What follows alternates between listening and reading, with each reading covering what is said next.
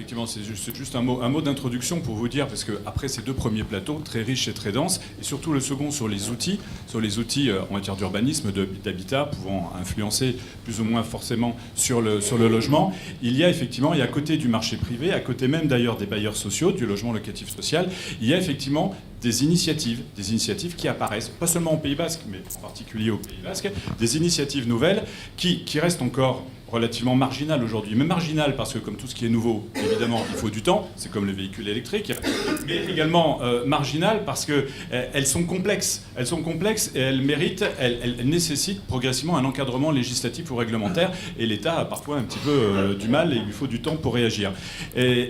Pourquoi elles sont intéressantes simplement, ces initiatives ? On va vous en présenter plusieurs.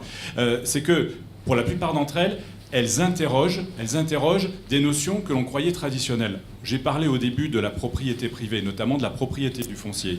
La propriété, vous le savez, en droit civil, elle n'est pas une.